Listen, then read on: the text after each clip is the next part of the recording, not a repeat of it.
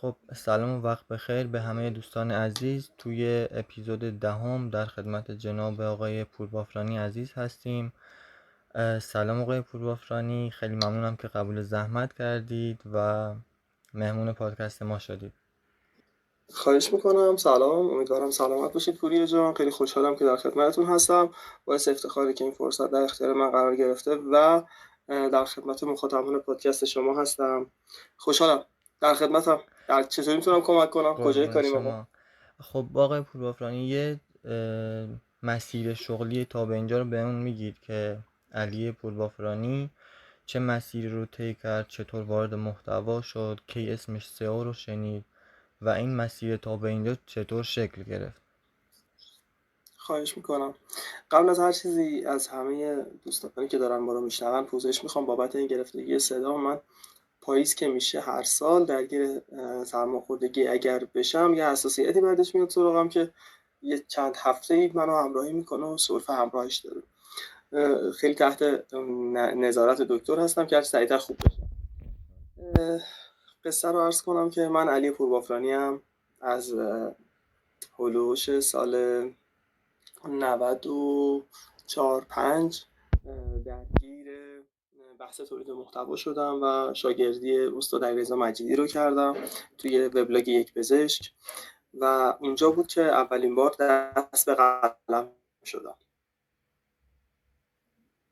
در ادامه خودم پروژه‌ای رو تحت عنوان نت‌نوشت راه اندازی کردم که بالا و پایین‌های خیلی زیادی داشت و حالا این بالا و پایین‌ها باعث شد که خاک بازیش رو بیشتر از هر چیزی دیگه بازی چیه و چطور میشه تاثیرگذاری و رسانه‌سازی و بحث SEO و محتوا رو کنار همدیگه معنا کرد و بهشون یک قاعده درست بخشید. و شاید براتون جالب باشه بگم سال 1396 بود که من توی نت نوشت یک تیم 35 نفره تولید محتوا داشتم و روزانه بالای 40-50 تا نه 40-50 تا نه طولش 30 نهایتاً 40 تا محتوا منتشر می‌کردیم در روز و تو حوزه‌های خیلی مختلفی فعالیت می‌کردیم. رتبه خیلی خوبی هم تو ایران داشتیم. اون زمان تازه نارنجی اگر خاطرتون باشه فیلتر شده بود و ما رتبه 700 ایران رو داشتیم توی بهترین حالت. خیلی شرایط خیلی خوبی بود، اما متاسفانه خب به خاطر انتخاب‌های اشتباه شرایط اونجوری که باید شاید پیش نرفت و رسیدیم به سال 98. تو سال 98 قطعی اینترنت و مشکلاتی که حینش اتفاق افتاد و باید عرض کنم که یه خورده مسیر شغلی بنده رو تحت تاثیر قرار داد این اتفاقها و باید عرض بکنم که همین بین دورهای آموزشی بود که تونستم در خدمتشون باشم، از منظم و ژاکت و دیگه عرض کنم هزار دستان و کارابیز و همساله هم بگیرید تا وبینارهای آموزشی و باشگاه محتوا و همساله هم، که این مسیر باعث شد که بتونم یک طی طریقی توی این حوزه کرده باشم و الان که دارم با شما صحبت میکنم مدیریت مجموعه محتوا تراپی رو به عهده دارم که شامل 50 تا نویسنده است و همگی همکاران ما هستند و به بالای 60-70 تا پروژه SEO و محتوایی و دیجیتال مارکتینگی داریم خدمت رسانی میکنیم. در کنارش هم خودم به عنوان یک منتور محتوا، یک منتور SEO، یک منتور بازاریابی محتوایی در خدمت پروژه‌های زیادی هستم و کمکشون میکنم که بتونن به نتایجی که مد نظرشون هست تو فضای دیجیتال و فضای کسب و کاری دست پیدا کنن. قصه از این قراره. امیدوارم تونسته باشم یه مسیر شغلی جمع و جوری عرض کرده باشم خدمت. خیلی هم عالی. اتفاقا من خیلی وقت سال هاست که فکر کنم از 98 آره دیگه از 98 من خودم فالوتون دارم، دنبال کردم و میشه گفت همیشه یکی از فعالها و کسی که مثلا واقعا دلی کارش رو دوست داشته توی سوشال ها فعالیت کرده خودم هم اتفاقا دنبال کردم و چیزی که اتفاقا خیلی وجه مشترکی بین من و شما اینه که هر دومون خیلی ساعت مچی رو دوست داریم و این خیلی برام خوبه. بله عالیه. نمیدونستم پوریا. خیلی منم احسنت، خیلی عالیه. خیلی هم باعث خوشحالیه. آره چی واقعا. بهتر از این؟ یه پادکست جدا بعدا ضبط میکنیم در مورد ساعت و ساعت. آره عالی، و دنیای ساعت و دستبند دنیای عجیب ساعت غریبیه. خیلی. هر قدر که توش بدونی و مطالعه بکنی متوجه میشی که هیچی نمیدونی. آره و واقعا. یه چیز جالبی هم راجع به دنیای ساعت وجود داره، این که داشتنشون اونقدر لذت بخش نیست که دونستن راجع بهشون لذت بخشه. جالبه. آره واقعا. هرچند که داشتنشون واقعا لذت بخشه. خیلی. من تارگتی که دارم 6 ماه یه دونه ساعت برای خودم میخرم و باید بگم که خب خلاصه که قصهش طولانیه. آره من در احتمال خدمت نخونده. هستم. یه جایی گفته بودید که گوگل هوشمندترین ساخته دست بشره و اینو به نظر منم خیلی درسته. و حالا این هوشمندترین ساخته دست بشر حول محتوا میچرخه و ما هم تو این پادکست میخوایم در مورد محتوا صحبت کنیم. اول از هر چیزی بیایم تعریف کنیم که آقا محتوای خوب چیه؟ یک محتوای خوب چه چیزهایی نیاز داره و چه تفاوتی با یک محتوای عادی یا بد داره؟ شما به عنوان کسی که این همه تجربه داشتید میخوام بدونم شما خب چه محتوایی رو خوب میدونید و یک تیک میگیره از جانب شما. قبل از اینکه اصلا بخوام بحث محتوا رو راجع بهش صحبت کنم و بگم محتوای خوب چیه، اینو بگم که بهتره راجع به اینکه اصلا محتوا برای چی کاربرد داره صحبت کنیم. من و سامان فائق هولوش سال 1400 یا 99 بود، یه دونه گپ آنلاین توی لایو اینستاگرام با هم دیگه زدیم. 1 ساعت هم هست این ویدیو که فقط راجع به اینکه محتوای خوب بد جلف صحبت کردیم، که میتونم بگم بچهای منبع رو حتما ازش استفاده کنن، بشنون، ببیننش. تو یوتیوب محتوا تراپی میشه پیداش کرد و فایل صوتیش هم هست. نکته که باید عرض بکنم خدمتتون اینه که محتوای خوب هیچ وقت یک فرمول دقیقی نداره و من باید به تعریف محتوا برگردم و بگم که محتوا چیه، برای چی به کار میاد.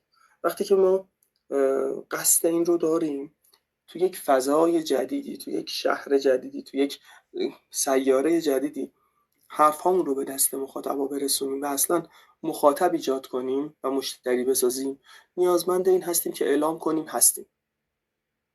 برای اینکه اعلام کنیم هستیم نیازمند این هستیم که چیزی رو بیان کنیم. همون بیان کردن چیزی و ارائه یک حرفی، صدایی، تصویری، گفتمانی، این خودش به معنا و مثابه یک محتواست. اینا رو عرض کردم که بگم تعریف محتوا و اون بستره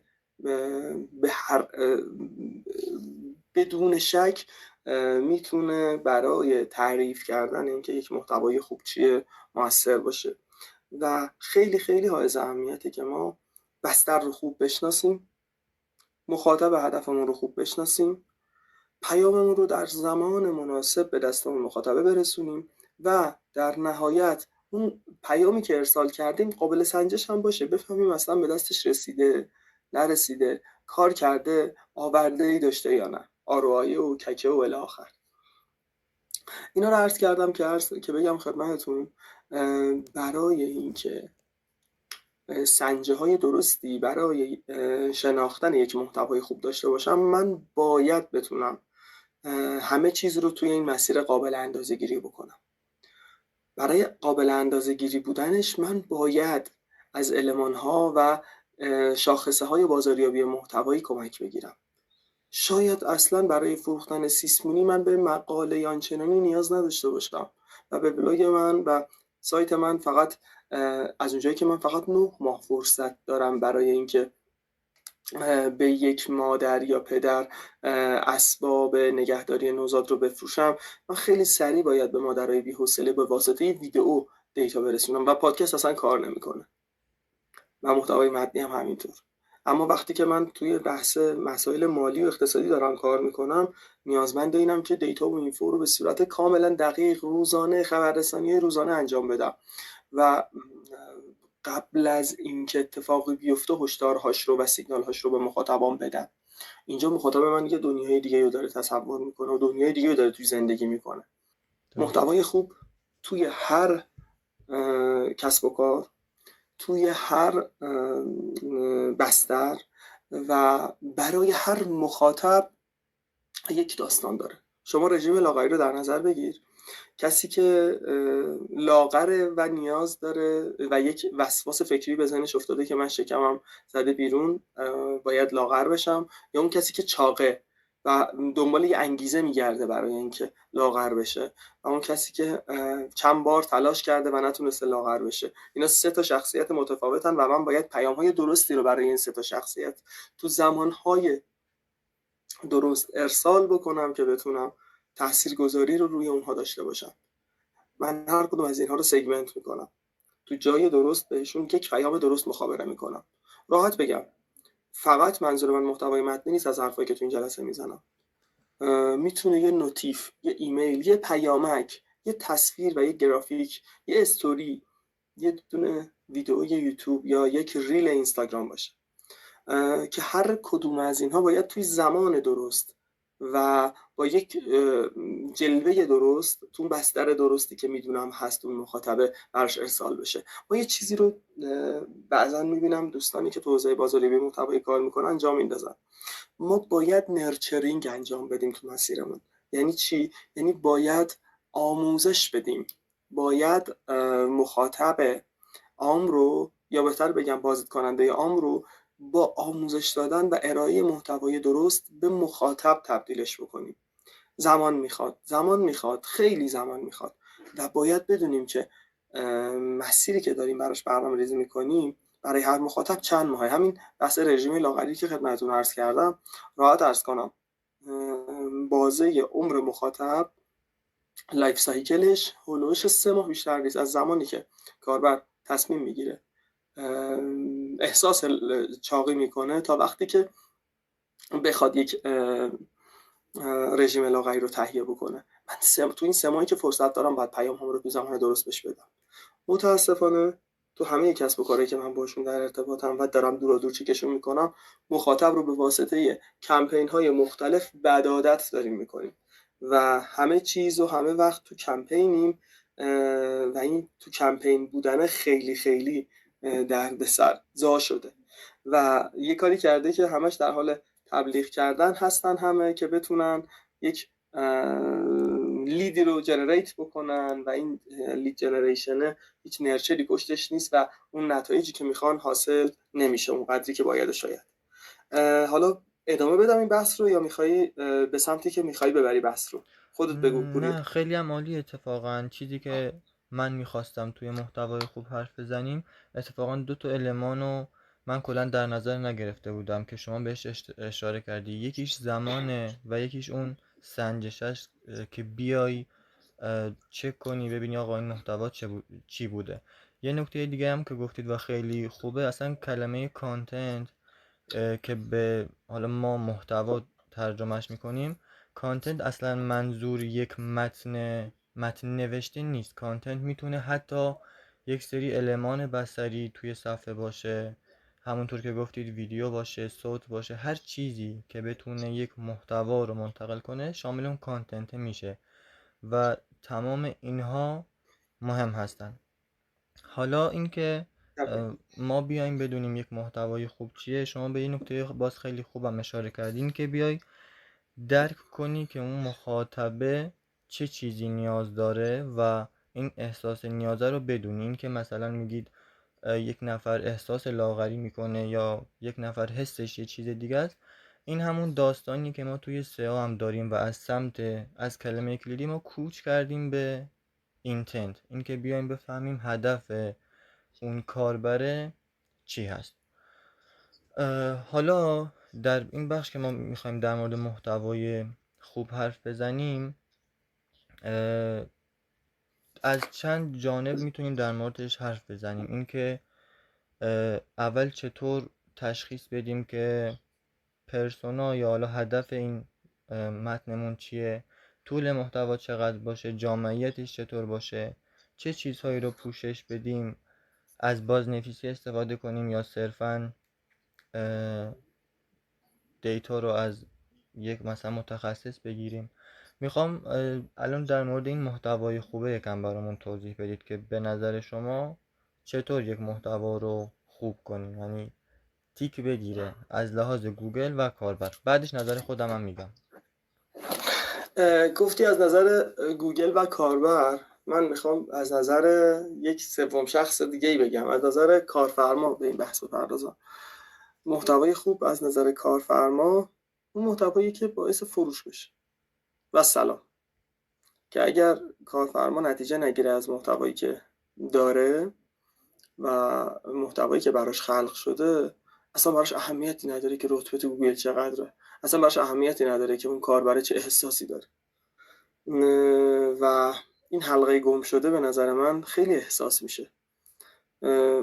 بچهای SEO کار، حالا من تلمذ میکنم در خدمتشون، با خیلی هاشون هم ارتباط دارم و حالا پروژه های SEO متفاوت و بزرگی و کوچیک زیادی داشتم و دارم، اما تمرکزشون اونجاست که بتونن تو اون بحث رقابت به فلان کیورد برسن. اما واقعا داشتن رتبه برای یک کلمه‌ای توی صفحات وب که ایمپرشن بالایی و کلیک بالایی داره میتونه تأثیری تو اون چارچوبی که میخوان داشته باشه و اون فروشی که الان من دارم راجعش صحبت میکنم رو به وجود بیاره یا نه؟ بیشک نه. راستش رو بخواید هیچ وقت هیچ چیزی تضمین شده نیست، اما هنر ما به عنوان کسایی که داریم تو این حوزه کار میکنیم و حرف از محتوای خوب میزنیم اینه که این نرخ CRO رو بهبود ببخشیمش. یعنی یه کاری بکنیم این تبدیل پذیریه، این نرخ تبدیله بهتر و بهتر بشه. اگر خیلی واضح از من یک تعریف محتوای خوب بخوای، بهت میگم که محتوایی که تبدیل پذیری خیلی خوبی داشته باشه، نرخ CRO خوب داشته باشه، بهش میگم محتوای خوب. حتی میتونه یک عکس باشه توی ایمیل، حتی میتونه یه پیامک باشه، حتی میتونه یک کپی رایت باشه که توی یک بنری نوشته شده و این میتونه مخاطب رو مجاب بکنه که فلان کار رو انجام بده. دقیقاً. اتفاق جانم بفرم. اینجا به نظرم چیزی که میتونه مفید باشه برای دوستانی که گوش میدن و شما توضیح بدید، به نظرم تفاوت کپی رایتینگ و تولید محتوا اینجا خودشون نشون میده. خیلی از سیاکارها چون حالا با بازاریابی محتوا و این استراتژی ها شاید آنچنان آشنایی نداشته باشن، فکر میکنن صرفا تولید محتوا کپی رایتینگه، در حالی که نه، کپی رایتینگ بخشی از این تولید محتواست که میایم کاری میکنیم که این محتوا نرخ تبدیل برامون بیاره. درست میگم؟ دقیقاً. اینجا میتونید اینو قشنگ باز کنید برای بچه ها. دقیقاً. به زعم من و باید هر کسی که تو هر کدوم از حوزه‌های دیجیتال مارکتینگ داره کار میکنه یه مقدار بازاریابی هم بدونه.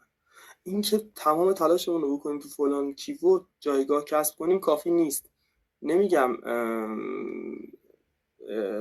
چیزیه که مغفول مونده، نه، خیلی هم عالیه که میتونیم جایگاه کسب بکنیم، اما داشتن جایگاه خالی اونجوری که باید شاید کار نمیکنه. اگر من تونستم بفروشم، اگر تونستم یک دیدگاهی تو مخاطب ایجاد بکنم، یک لیدی جنریت بکنم، یه لیدی داشته باشم، یه شماره تلفن از مخاطب بگیرم، اون موقع است که این قصه کار کرده برای من. شاید من یک داستان پردازی خیلی عالی توی مقاله انجام بدم و انتهای مقاله با درج یک CTA درست و حسابی یک کاری بکنم کارستون و مخاطبه اصلا تصمیم خرید بگیره و بیاد خریدش رو انجام بده و هیچ کس هم هیچ وقت نفهمه که از این مقاله، از خوندن این مقاله این اتفاق افتاده. اینا رو عرض کردم که بگم به شدت مهمه که ما با اصول بازاریابی، نه فقط بازاریابی آنلاین، آشنا باشیم. من یه پروژه دارم تو حوزه گرانولاس، تو حوزه غذاهایی که بس خیلی سریع با آب جوش یا با شیر آماده میشه و افراد میتونن میل کنن، جوی دو سر و جوی پرک شده و الی آخر. خیلی راحت عرض کنم، ما با یک محاسبه خیلی جمع و جور روی دیتا هایی که داشتیم توی آنالیتیکس، توی تگ منیجر و داشبوردهای لوکری که ایجاد کرده بودیم، علیرغمی که تو حجم زیادی از کیوردها جایگاه خیلی خوبی داشتیم و کمپین های خوبی هم اجرا کرده بودیم، به این نتیجه رسیدیم که نرخ تبدیل ما حسب هزینه‌ای که داریم میکنیم ارزش چندانی ایجاد نمیکنه. من تعداد افرادی که از من میخرن این محصول رو توی سوشال مدیا خیلی نرخ تبدیل بهتری دارن تا توی سایت من. یعنی چی؟ یعنی که اگر من 10 تا فروش تو روز ایجاد کردم، به ازاش اومدم 4 میلیون تومان هزینه کردم تو روز، منابع انسانی و هاست و نمیدونم تبلیغات ادز و یکتانتی و الی آخر. و با 1 2 تا 4 تای ساده با کارفرما به این نتیجه رسیدیم که نه، فعلا شما نیاز به بازارسازی دارید و سایت به عنوان یک ابزار فقط باید برای شما روند حضور مخاطب رو کوردینیت بکنه و براتون انجام بده و خریدشون رو ثبت کنه. یک بستر با هزینه کمتر برای شما کجاست؟ سوشال مدیاست و اینفلوئنسر مارکتینگ. فهم همچین چیزی خیلی کار راحتی نیست، نیاز به تجربه داره و امیدوارم بچه‌ای که تو حوزه SEO دارن کار میکنن، حوزه حالا مخصوصا مخاطبای شما که تو حوزه SEO هستن، اینو بدونن که قبل از اینکه بخوان توی کیورد های جایگاه کسب بکنن، نیازمند اینن که بازارسازی کرده باشن. این که من تو کلمه انگشتر عقیق جایگاه داشته باشم اونقدر کاری نمیکنه. اینفورمیشناله، کاربر میاد یه مطالعه راجبش میکنه و یه عشقی میکنه و چند تا اینفوی جدید میگیره و میره، برای خریدش میره تو بازار و دنبال افراد معتمد میگرده که کلا سرش نره. مگر اینکه من برند شده باشم، مگر اینکه بدونه داره از کسی یا چیزی یا جایی خرید میکنه که 100% جنس مرغوب بهش میده و اسم اون برنده گنده تر از اون محصولیه که خرید انجام میشه. اینا رو گفتم که باز بگم بازی خیلی پیچیده است، پیچیده تر از اون حدی که به یک کیورد و گرفتن یک کیورد و یه لندینگ و محتوای یک صفحه خلاصه بشه. اگر قرار بر تولید محتوا داریم، باید بدونیم که زمین بازی چیه، مخاطب هدفه قراره به ازای این کیورد ها، به ازای این محتوایی که برای این کیورد ما در نظر گرفتیم چی گیرش بیاد. علی بابا یه شب علی بابا نشده، دیجیکالا یه شب دیجیکالا نشده و همه اینها نیازمند زمان، هزینه و برندینگ هستند. 1000 جا خرج کردن که بفهمن در نهایت کجا براشون کار میکنه. خیلی راحت بگم همین الان علی بابا که روی سری کیورداش که اگر شما که همین الان بچه‌هایی که تو حوزه مسافرتی و سفری دارن کار میکنن و اینا میدونن که کیوردها خیلی دست نیافتنیه، باید سالها زحمت بکشن که بتونن به یکی از این کیوردها یه ایمپرشن روش بگیرن. راحت بهتون بگم خیلی از این کیوردها برای علی بابا هم ورودی نداره، یعنی ورودی داره، منظورم از ورودی این نیست که به خرید منجر بشه، نه، ایمپرشن میگیرن روش، اینا لید میشه، بعدن یه تیم فروشی میاد ارتباط میگیره. این برنده است که داره کار میکنه. یکی از نکات مهمی که تو همه پروژه ها داره برای ما کار میکنه و نقطه تکمیلیه یا پاس گل محتوای خوب است، تیم فروشه. یه تیم قدری که کنار پروژه قرار میگیرن و لید هایی که ما جنریت کردیم فارغ از اون فروش مستقیم ها باهاشون ارتباط میگیرن. این ارتباط تلفنی و این ارتباط تماس به هر نحویه چه اتفاقی رو رقم میزنه؟ اینکه با مخاطب یه گفتگویی صورت میگیره، مخاطب جواب سوالاتش رو میگیره، احساس میکنه که واقعا یه نفر رفته چک کرده فهمیده که این نیازش چیه و با پاسخ دادن به سوالاتش اون رو برای یک خرید مطمئن آماده میکنه. باز هم میگم محتوای خوب از نظر گوگل به نظر من بی اهمیته. اول مخاطب، بعد کارفرما، بعد مخاطب. اینها باید ملاک قرار داده بشه برای این مسئله. ببخشید شما نمیدونم جواب سوالتو تونستم بهت بدم یا نه. من تلاش میکنم تجربه محور و با کیس استادی بهت بگم قصه از چه قراره. در خدمت. خیلی عالیه این که ما محتوایی رو داشته باشیم که فارغ از کلن رتبه و هر چیزی به این فکر کنیم که نیازش رو برآورده کنه و منجر بشه به حالا اون هدفی که ما میخوایم. حالا میتونه خرید باشه، میتونه یه لیدی باشه که میدیم برای مشاوره، هرچی انواع لیدها. این مهمه که اون نرخ تبدیله رو داشته باشه واقعا و منم قبول دارم، چون این به مرور زمان باعث میشه که این سایت برای تعداد بالایی از کاربرها مورد اعتماد و سایتیه که نیازش رو رفع میکنه و این ریترن یوزرها به مرور زمان جدای از این که از لحاظ مالی و فروش برای اون سایت خیلی تاثیر دارن. از لحاظ گوگل هم وقتی یک سایتی توی نتایج بهش میگن بایاز یا سوگیری انتخاب داشته باشه خیلی تأثیر داره روی رشدش. اینکه تو لینک 4 یا 5 باشی ولی بازم مخاطب تو رو بخواد، این خیلی روی روند سئو تأثیر داره. حالا تا اینجا اومدیم در مورد این کپی رایتینگ هم که من گفتم، یه مثال ساده شو حالا اگه بخوام بگم برای دوستان، مثلا ما یه محتوا می نویسیم، به جای اینکه بگیم آقا باتری گوشی شارژرش 100 واتیه، میگیم آقا 6 دقیقه شارژ کن 1 ساعت فیلم ببین. خب این دوتا کلمه یک مفهوم رو میرسونه ها، ولی این کجا و آن کجاست؟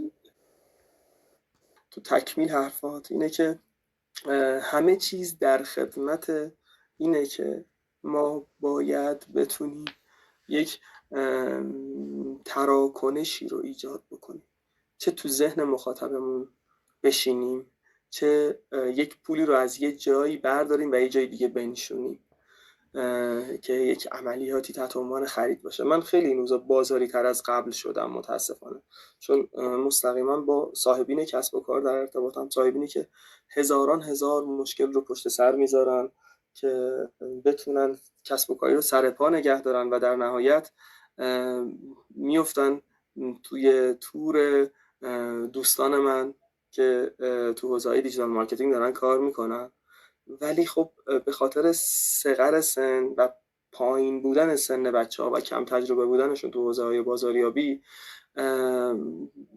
خیلی به در و دیوار خوردن. بعضا، نمیگم همه، چون کم تجربه بودن بچه‌ها تو حوزه‌های مختلف این دیدگاه رو به کارفرماها داده که کپی رایتینگ چیه؟ اصلا سئو میخوام چیکار؟ یه نفر اومد به من گفت سایت تو نیاز به سئو داره و نیاز داری که تو فلان کلمه بالا باشی. منم گفتم چشم. 100 میلیون تومان از من پول گرفت و هیچ فروشی هم نداشتم، فقط پولمو ریختم انگار تو چاه. وقتی هم که آقا قهر کرد رفت، همه چیز انگار برگشته سر جای اولش. هر کسی هم که میاد میبینه که این بنده خدا چی کار کرده و کارو میخواد تحویل بگیره، میگه وای چقدر خرابکاری اتفاق افتاده و چه بلایی سر سایت شما اومده و من باید 1 سال کار کنم که ایرادات قبلی رو برطرف کنم. اینا رو گفتم که بگم ما باید آشنا باشیم به این که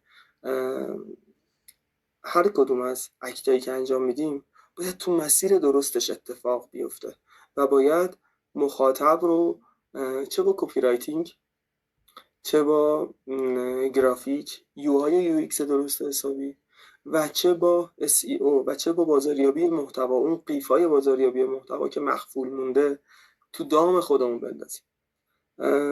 کار گرفتن راحته دوستان، کار نگه داشتنه که سخته.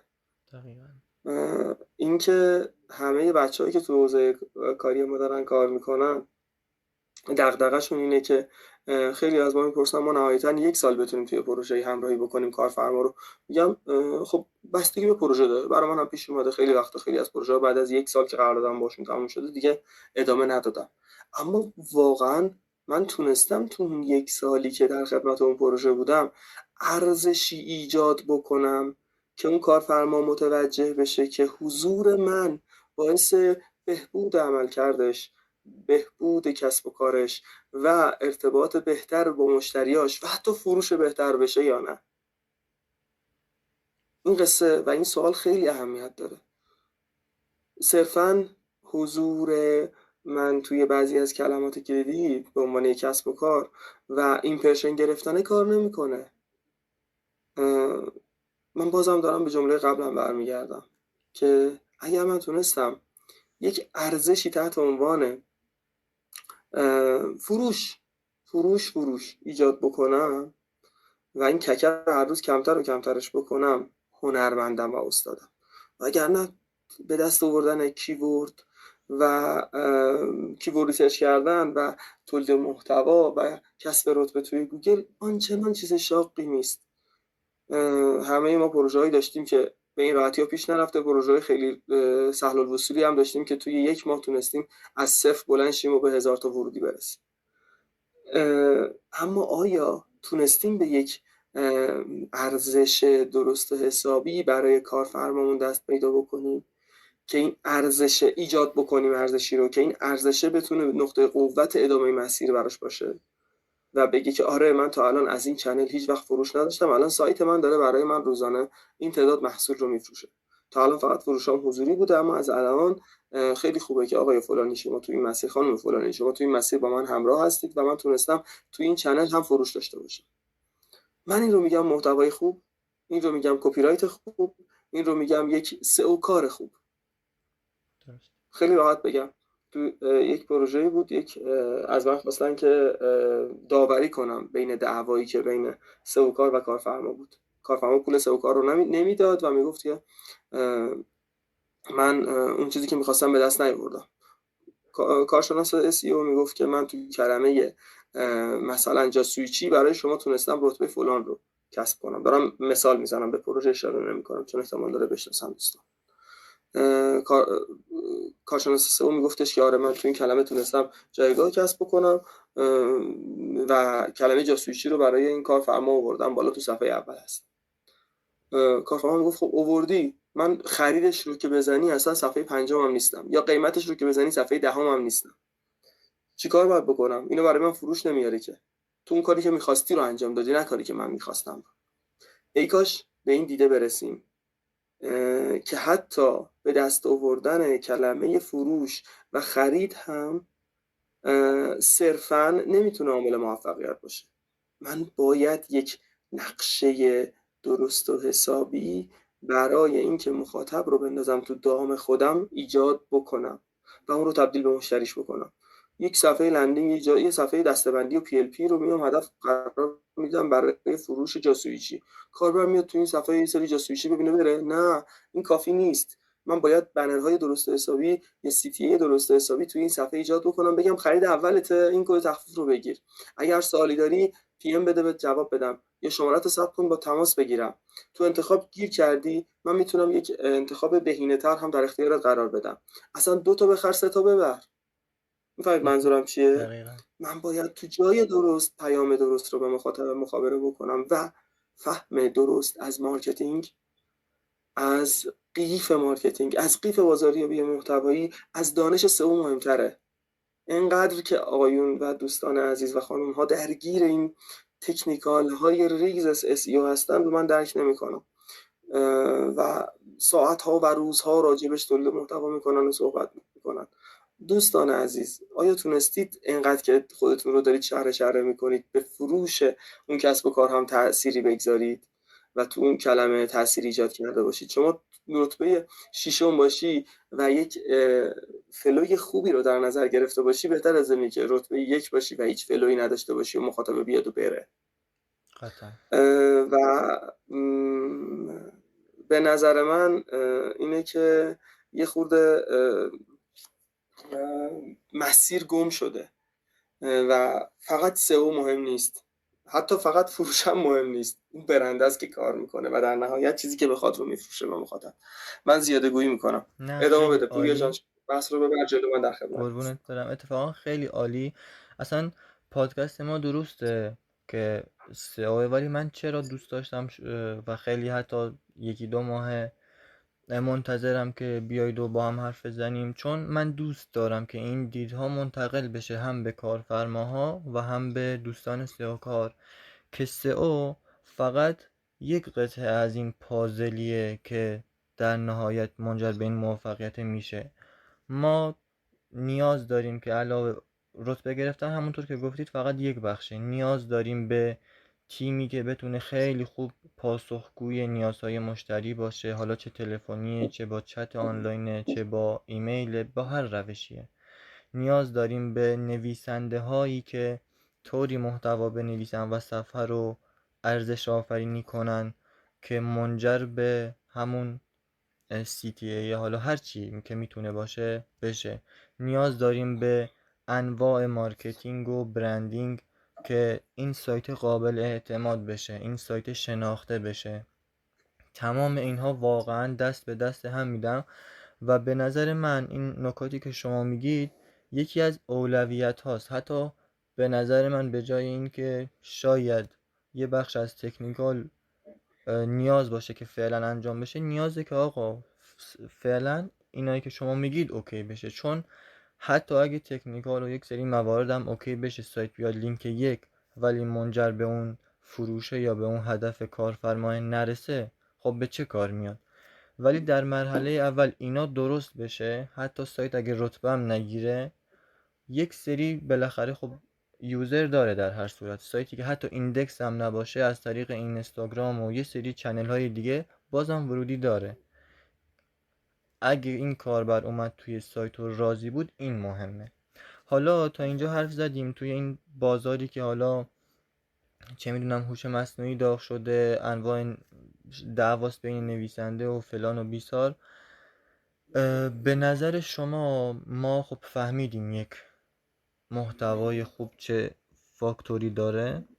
به نظر شما چطور یک نویسنده یا یک تیم خوب رو میتونیم پیدا کنیم، این کارا رو بهش بسپاریم؟ و باز این دفعه قبل پرسیدم محتوای خوب چیه، این دفعه میپرسم نویسنده خوب یا یک تیم خوب چه معیارهایی باید داشته باشه و ما چطور پیدا کنیم و این موارد رو باهاش جلو ببریم. و در آخرم به این میرسم که چطور باهاش تعامل کنیم و اینها. خب این که خیلی ساده است. شما کافی گوگل رو باز کنید، بنویسید محتوا تراپی، اولین گزینه که میاد با من ارتباط میگیرید و من در خدمتتون هستم، مسیر رو پیش میبریم. به روی چشم. شوخی میکنم البته. راستش رو بخواید این که یه تیم خوب چه ویژگیایی داره که بخوایم سراغش بریم، تیمی که من همیشه به بچهای تیم‌های مختلف که دارم باشون کار میکنم میگم شما دیجیتال مارکتری؟ اگه دیجیتال مارکتر هستی اول باید بتونی خودت رو خوب مارکت بکنی، خودت رو خوب مارکتینگ بکنی و یک بازار خوب برای خودت ایجاد بکنی. اول از همه کسی یا تیمی که نمیتونه خودش رو خوب ارائه بده، من کارفرما چرا باید بیام به این پول بدم که بخواد من رو ارائه بده؟ شما دنبال ادمین اینستاگرام میگردی، برو صفحه اینستاگرام خودش رو ببین اصلا تونسته خودش رو خوب ارائه بده و تونسته یک ارائه درستی داشته باشه. اگر ارائهش درست بود، حالا بیا برو برای اینکه آقا بیا کار من رو هم انجام بده. حالا تو خودت انجام دادی و ارائه دادی، اوکیه باشه، حالا بیا کار من رو هم انجام بده. برو صفحه وبلاگش رو ببین اصلا نوشته هاش چجوریه، از قبل از این کجا کار کرده، چی کارو کرده. کسی که نمیتونه خودش رو خوب ارائه بده، به نظر من اصلا باید از این دنیای مارکتینگ بره کنار. فقط به لینکدین هم نباید توجه کرد، فقط هم به وبلاگ نباید توجه کرد. یه خورده باید ریزتر شد، دیپتر شد. توییتر کمک میکنه، خود اینستاگرام کمک میکنه، خود فضای سرچ گوگل کمک میکنه که ما بفهمیم که این فرد رد پاش کجاست، با کیا کار کرده، چه خبره، اوضاع چیه. و تو قدم بعدی با این افراد ارتباط بگیریم و بخوایم همراهی بکنن ما. ببینید یه چیزی از تحت عنوان هوش مصنوعی، این حرفات هم گفتی، هست که هر روز داره داغ‌تر میشه. هفته گذشته بود دیدم محسن طاووسی عزیز نوشته بود که کسب و کارهایی که تو حوزه تولید محتوا هستن به زودی باید جمع کنن برن و الی آخر. به زعم من درسته، کسب و کارهایی که فقط تولید محتوای فعلی انجام میدن باید همش رو جمع کنن برن. کاری که حداقل من تو تیم خودم انجام میدم تولید محتوای کاملا سفارشیه و عدد و رقم هم از رقم خیلی بالاییه و با هر کسی هم کار نمی‌کنم، من انتخاب میکنم که با کی کار کنم. چرا به نظرت این اتفاق افتاده راجع به علی پوربافرانی و تیم محتوا تراپی؟ این فقط من نیستم و خیلی از دوستان من تو حوزه‌های مختلف هستن که تونستن به یه جایگاهی برسونن خودشونو و این حالا میگم این جایگاه چیه و خودشون دیگه دارن انتخاب میکنن که با کیا کار بکنن. اصلا چجوری میشه که یک مکانیکی شما میخوایی براش کار انجام بدی، کارتو انجام بده، ماشینتو درست بکنه، وقتی میری جلوی حالا اون جایی که گاراژشه یا مغازش هست، تو رو قبول میکنه یا نه؟ باید زنگ بزنی، وقت بگیری، از چند ماه قبل صبر کنی که بخوای ماشینتو ببری مثلا یا هر چیزی. برندینگ است. این که سلف برندینگ چجوری کار میکنه تو افراد. تو کتاب دنوریس به اسم ماشین محتوا خیلی واضح این مسیر توضیح داده شده و همه بچه‌ها ازش مغفول موندن. یادم 2-3 سال پیش قبل از اینکه حسین وجدانی محتوا زیست رو راه بندازه بابتش باهاش صحبت کردم و حسین از اون دوستای خیلی صمیمی منه که همیشه با هم دیگه گپ میزنیم. مثلا یه وقتایی دیدی بعضی از رفقات هستن سلام نمی‌کنیم، سری میریم سراغ اصل مطلب. دقیقا اونجوریه حسین ما و به داشتن همچین رفیقی میبالم به خودم. بابت این مورد که صحبت میکنیم گفتم حسین باید سریعا یک چنل برای خودت داشته باشی، فرقی نمیکنه کجا باشه، اینستاگرام باشه، یک جایی باشه که صدای تو به گوش مخاطبات برسه. تو کتاب ماشین محتوا از دنوریس ما خیلی راحت راهنمایی میشیم بکنیم. به نظر من برای انتخاب کردن یک کسب و کار خوب، کسب و کار محتوایی خوب، باید ببینیم کدوما تونستن قدرت بیشتری داشته باشن. من به عنوان کسی که دارم تو این حوزه کار میکنم دنبال یک فردی میگردم که بخوام کارم رو بهش بسپرم. تو حوزه مثلا کیورد و موس، اصلا لوازم دیجیتال دارم کار میکنم، یه وبسایت میخوام راه اندازی کنم، مسلما دنبال کسی میگردم که بدونم سرش به تنش میارزه. 3000 نفر یه نفر رو دارن توی کانالش رو دنبال میکنن و روزانه داره با مخاطباش ارتباط میگیره. 2000 نفر تو یوتیوب دارن سابسکرایبرش هستن و دارن محتواش رو دنبال میکنن. تو اینستاگرام 60k فالوور داره. خب مسلما این فرد اعتبار بیشتری داره و بهتر و بیشتر من میتونم روی محتوایی که خلق میکنه اعتماد کنم. شاید بهتر بلده کارش رو ببره جلو، اصلا پس خودش بر اومده. اگه از پس خودش بر اومده میتونه کار من رو انجام بده. بچه‌ها این حرف من منوط به این نیست که کسی که از صفر شروع میکنه بلده کار نیست، نه اصلا. اگر دنبال کار هستید و میخواهید سری تو سرا داشته باشید، تلاش کنید یک رسانه برای خودتون خلق کنید، جایی که فقط صدای شما به گوش مخاطباتون برسه، جایی که رد پای شما تو تک تک قسمتاش باشه، به لحن و به زعم خودتون با مخاطباتون صحبت کنید. بستر زیاد داریم، اینستاگرام، تلگرام، توییتر، لینکدین، بارها من اینا رو هی دارم میشمارم. تو همه اینها میتونی یک بستری رو ایجاد بکنی و توش حرفای خود رو به مخاطبات برسونی. مطمئن باش محتوای خوب راهگشاست و به وقتش جای خودش رو پیدا میکنه و میتونی یک آن فقط استمرار میخواد. باید تو این کتاب دنوریس هم هلوش 8 مرحله برای این قصه در نظر گرفته و تو این 8 مرحله کامل توضیح داده که چه اتفاقاتی رو باید برای داشتن یک رسانه، شاید اشتباه کنم این تعداد 8 را، اما برای داشتن یک رسانه درست و حسابی چه اقداماتی رو باید انجام بدی. شما حتی اگر تو فروش میخ هم داری کار میکنی و کارت میخه، فرای اینکه بحث تولید محتوا داشته باشی، یک رسانه داشته باشی که هر کسی که سر تا سر دنیا میخ میخواد بدونه که میتونه آخرین اخبار حوزه میخ رو از رسانه شما دنبال بکنه و چیزی رو از دست نمیده، مسلما جایگاه خودت رو به مرور به دست خواهی آورد و این خودش برات کار میکنه.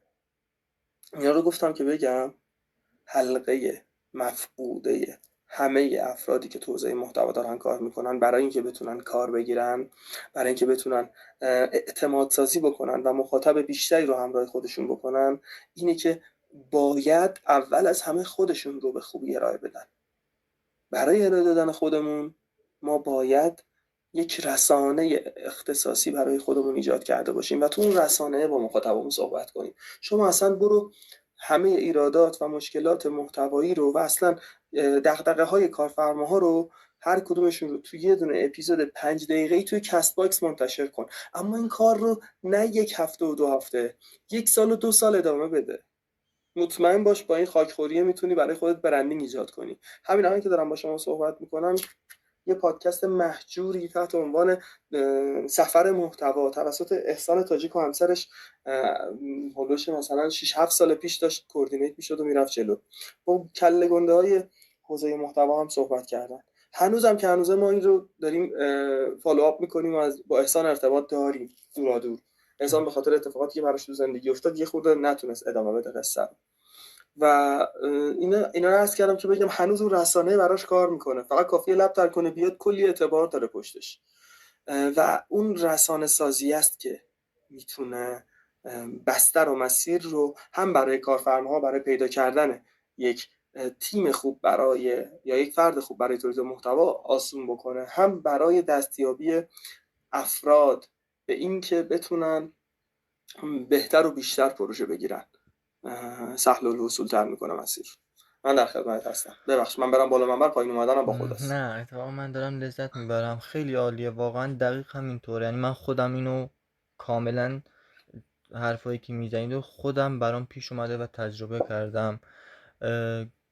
یه جمله هست که میگه تولید کنندگان محتوا صاحبان اون بیزینس ها هستن و این واقعا راست میگن. یعنی کسی که محتوا تولید میکنه در هر حوزه‌ای بیشک صاحب اون بیزینس یا اون حوزه است، حوزه دستشه، چون مخاطب یک جا اون رو میشناسه. و این برای شخص یا حالا شرکت باشه، هر چی باشه، گروه میخواد باشه، شخصی که واقعا من تو سئو هم همینه. یعنی خیلی وقتا که حرف میزنیم با بچه‌ها میگم کسی که آقا مثلا یه بار یه سایت برای خودش بالا نیاورده باشه که خودش رو به خودش فعلا یه بار حداقل ثابت کنه، چطور میخواد خودش رو به دیگران حتی ثابت کنه؟ حالا توی بحث مارکتینگ یا توی اینکه تو بخوای مثلا دیگران بشناسنت، خب وقتی خودتو ارائه نداده باشی، خیلی واقعا نکته خوبی بود و منم خیلی باهاش موافقم. این که باید طرف بتونه خودشو ارائه بده که دیگران اصلا پیداش کنن. کسی که اصلا شما بگو بهترین نویسنده ایرانه، خیلی هم باسواد، 1000 تا کتاب مارکتینگ هم خونده، ولی وقتی من نتونم پیداش کنم، خب به چه کاری میاد واقعا؟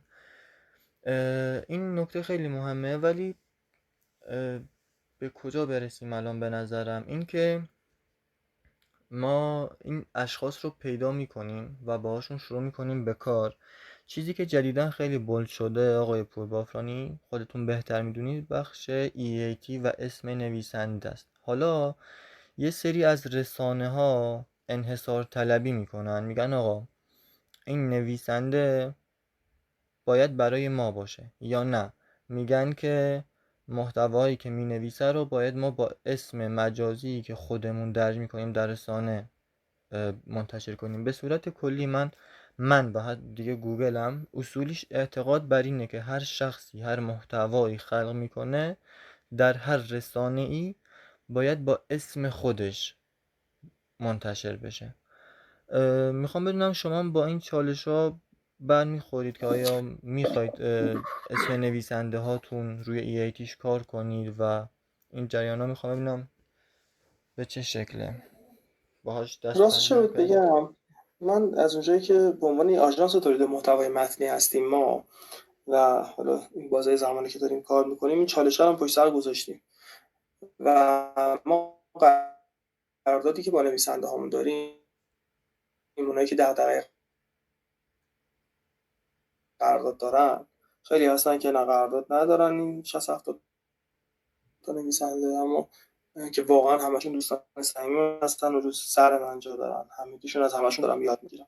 خیلیشون دغدغه حضور اسمشون رو داشتن، خیلیشون اصلا نداشتن و قراردادی هم ندارن، داریم مرامی با هم دیگه مسیر رو پیش میبریم. بعد شاید باورتون نشه بالای 5 ساله که دارین اتفاق میفته. اونهایی که کارفرماهایی که سراغ ما اومدن، همگی کارفرماها علاقهشون و خواستشون این بوده که اسمی از تیمی که داره براشون کار میکنه حداقل تو سایت خودشون نیاد و اون محتوایی باشه که به اسم خودشون خلق میکنه. و باید عرض بکنم که این سر و صداهای EATA که دارم اینجا بهت گفتم و خیلی شلوغ بازی بابتش اتفاق افتاده، برای یه سری کیوردهای خاصه. برای همه کیوردها، برای گپ کیوردها این خبرها نیست و کاربرها و مخاطبا دارن کارشون رو میکنن و حتی تو 99% پروژه‌ای که ما داریم براشون تولید محتوا میکنیم، اسم نویسنده رو میزنن تیم تحریریه و داره کار میکنه.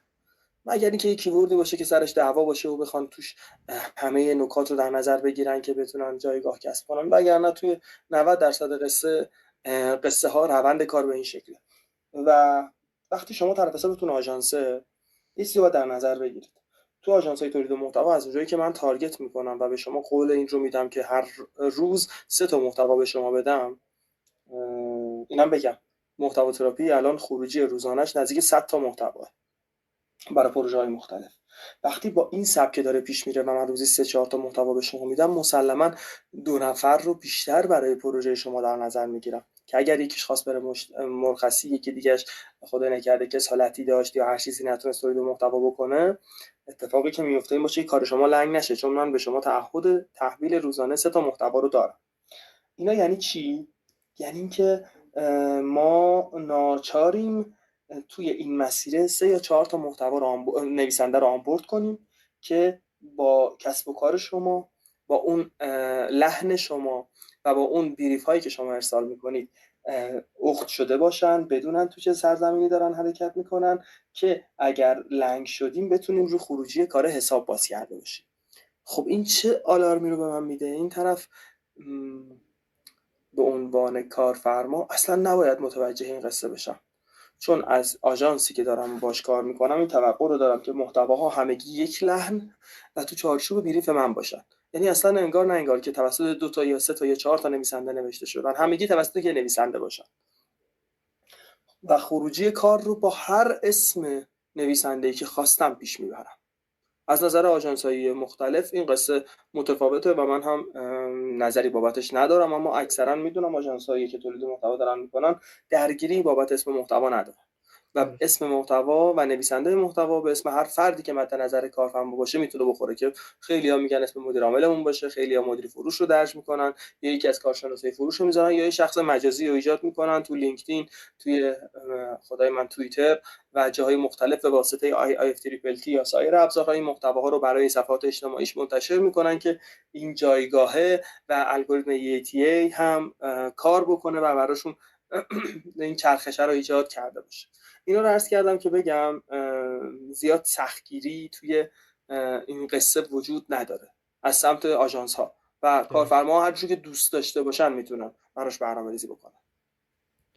خیلی هم عالی. خب آقای پوربافرانی، ما اول گفتیم محتوای خوب چیه، بعد گفتیم نویسنده خوب رو چطور پیدا کنیم، ولی الان به این تعامل ارتباط کار و پرداخت با نویسنده ها، حالا من میگم نویسنده میتونه نویسنده یا تیم باشه به صورت کلی، به این میرسیم.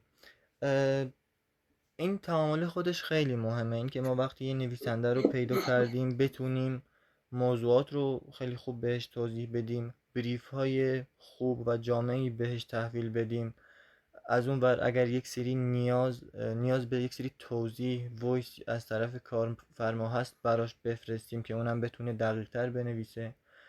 حالا ما یه سری چیزا بهش تحویل میدیم، اونم حالا ریسرچ و حتی ما میتونیم بهش منبع بدیم، از اون ور دوباره اون شروع میکنه به کار، یه چیزی به ما خروجی میده و حالا دوباره شاید ادیت بخواد. این تعامل خیلی به نظرم مهمه و حالا چه برای سئو کار یا چه برای کارفرما، اگر این تیم سازیه و این ارتباطه درست شکل نگیره میتونه هم باعث سردرد بشه و هم تایم طولانی رو در روز بگیره.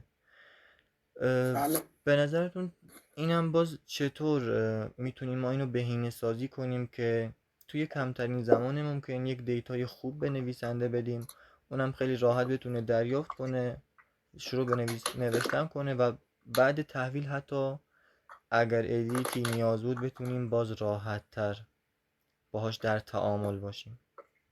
درست. این مسئله شنیدی میگن که از نظر یه سامورایی همه جا ژاپنه. بله. آره شنیدیش؟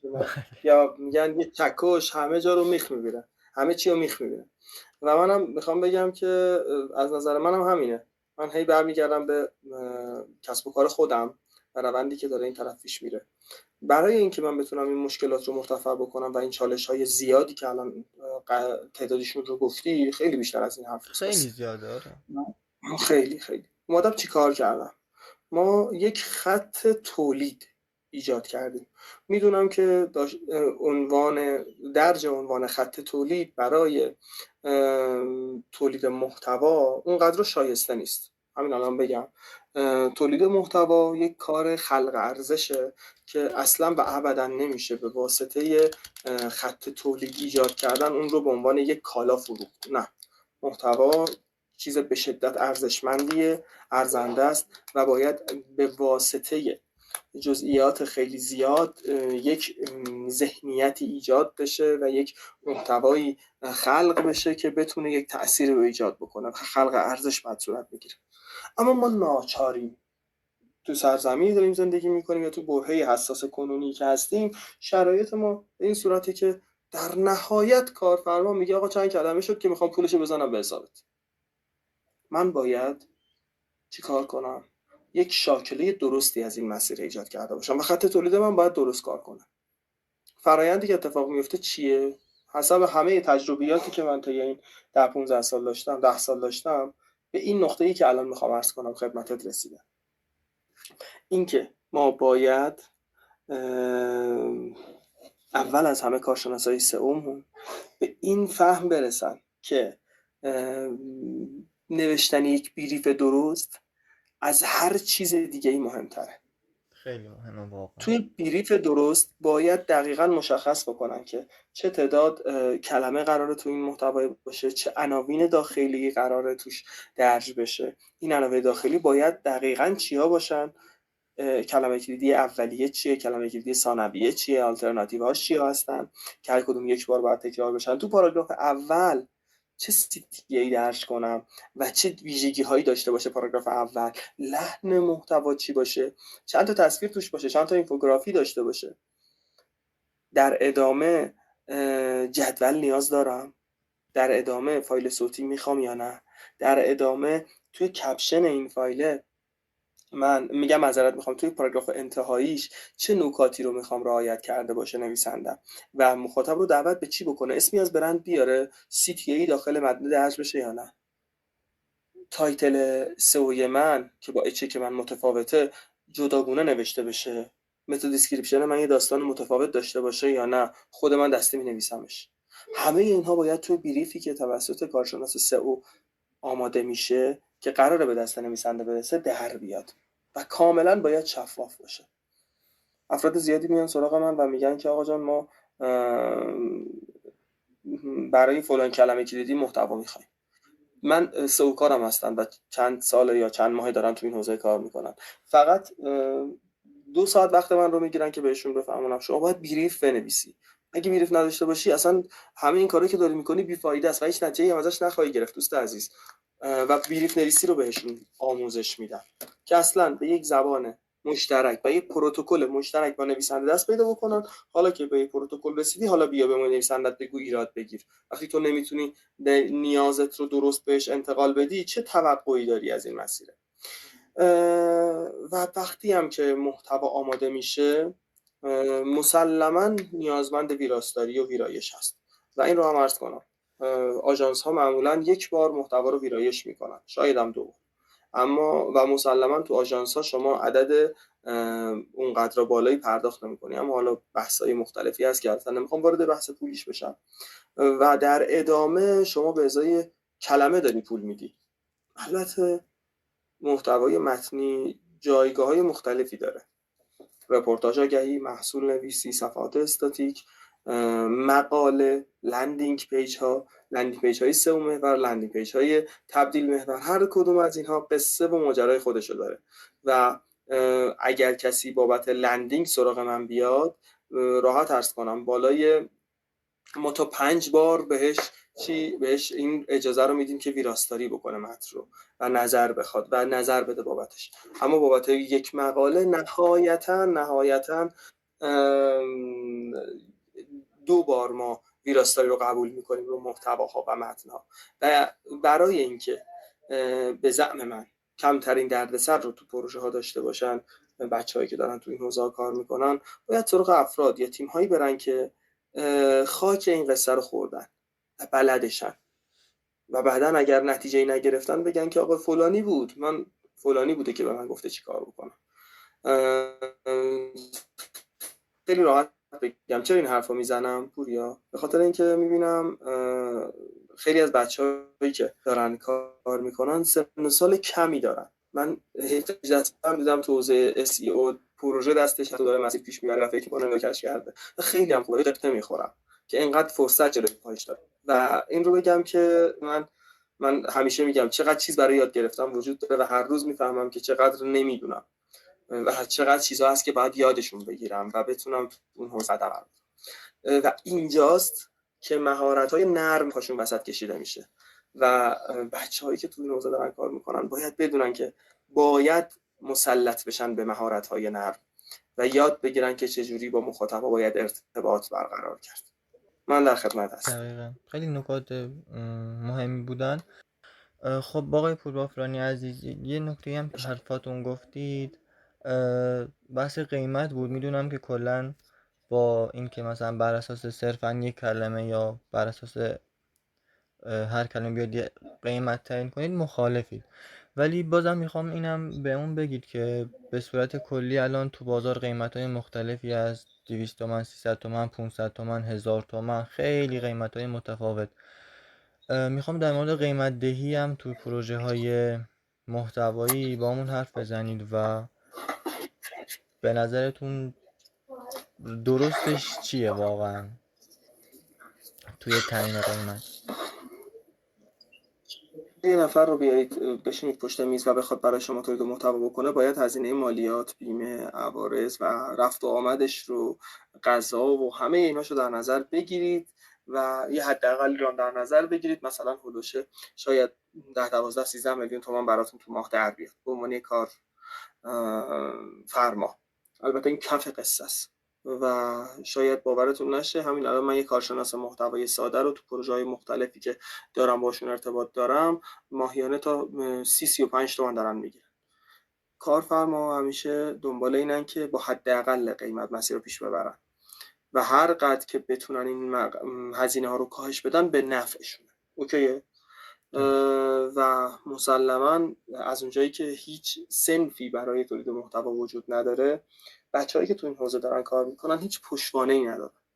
من هم توی بازه‌های مختلف عرض کردم خدمت بچه‌های تولید محتوا، این که شما خودتون یه برند شده باشید و یه کارفرمایی دنبالتون بیاد، یه عدد دارید، اینکه برید یه فرمی رو پر بکنید برای یک حضور در پیش یک کارفرمایی، این یک عدد برای خودش داره، و اینکه با یک آژانس تولید محتوا همکاری بکنید، این یک عدد دیگه‌ای داره برای خودش که دوتای اولی عمرهای متفاوتی و آخری هم عمر متفاوتی داره.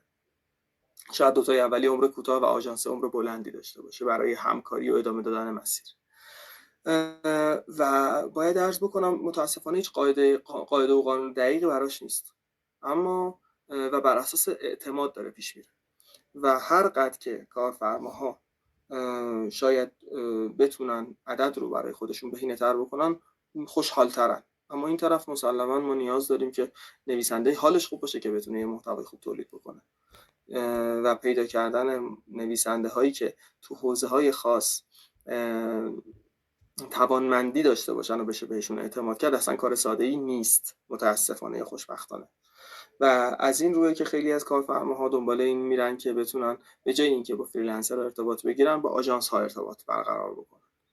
و از اونجایی هم که از نظر یک سامورای همه جا ژاپنه، من پیشنهادم اینه که با آژانس هایی که میدونید میتونن تو حوزه کاری شما کار بکنن همکاریتون رو ادامه بدید، چرا که تعهدی که پشت قراردادهای آژانس ها هست مسلما خاطر شما رو جمع‌تر میکنه و مسلما میتونید به یک روتین دقیقی بسنده بکنید و مسیرتون رو پیش ببرید.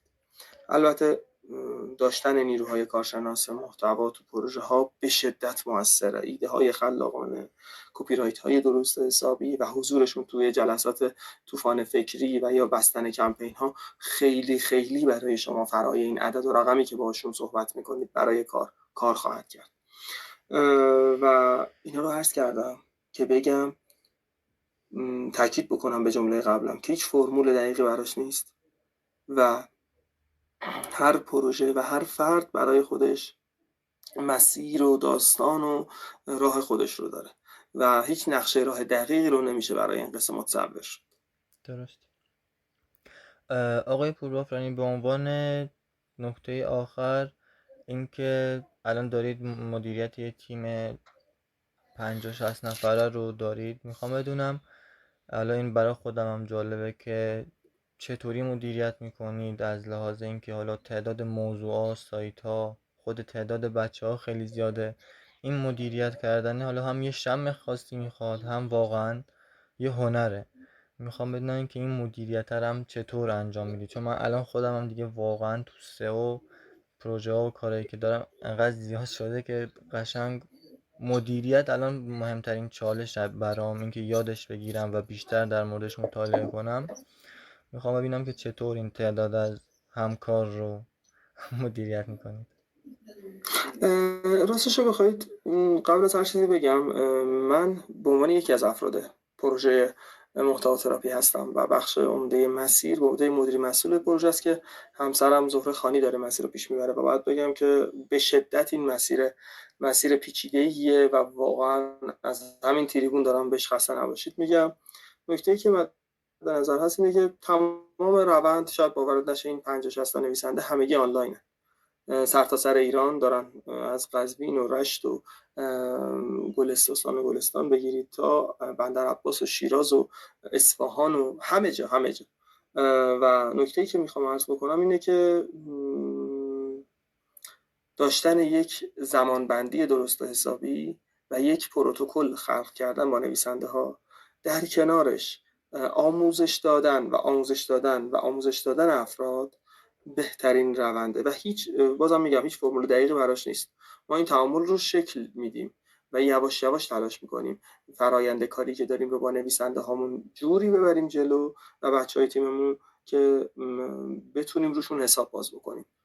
ببینید، قبل از اینکه شما بخوای یک ماشین رو تولید بکنی، نیازمند این هستی که درک درستی از تک تک قطعاتش داشته باشی و هر فرد رو و هر چجوری بگم تجهیز رو تو جای درستش بگذاری که تو جای درستشون بودنه باعث میشه که بتونی ازشون درست استفاده بکنی. یه فردی نویسنده است فقط تو حوزه ورزشی خوب می‌نویسه، یکی دیگه فقط تو حوزه سلامت، یکی دیگه فقط تو حوزه کودکان، یکی دیگه تو حوزه عمومی داره خوب کار میکنه و میتونه توی نوشتن محتوای مثلا بحث آرایشی بهداشتی یا سیسمونی یا لوازم اسباب بازی کودک خوب کار بکنه، یکی دیگه تو حوزه دندانپزشکی. این کوردینیت کردن این مسیر نیازمند درک درستی از نیازهای بازار و همچنین توانمندی‌های افراده که به واسطه ابزارهایی مثل ترلو و خود بستر تلگرام که انشالله سایش بالا سر هممون باشه واقعا و تو این دوتا بستر میشه مسیر پیش برد. ما داریم از این دوتا بستر استفاده میکنیم. آره واقعا تمام زندگی منم الان روی تلگرامه، اصلا نباشه نمیشه کار کرد واقعا. خیلی ممنونم که زحمت کشیدید آقای پوربافرانی. دوست داشتیم بیشتر از این در خدمتتون باشید ولی میدونم که در خواهش سفر میکنم. هستید. قربون شما. انشالله اگر خواهش سعادت میکنم. بود در پادکست های بعدی در خدمتتون بازم خواهیم بود. خواهش میکنم. باعث افتخار منه پوریا جان، خیلی خیلی خوشحال شدم و باعث افتخارم بود که دقایق رو در خدمتتون بودم و به واسطه گوش خراشم مصدق اوقاتتون بودم. نه امیدوارم برقرار باشید و درجه یک دماغتون چاق و کیفتون کوک. موفق دمتون باشید. گرم، وقتتون بخیر، خداحافظ. خواهش میکنم. خدا خدا. نگهدار. خداحافظ شما. خدا نگهدار.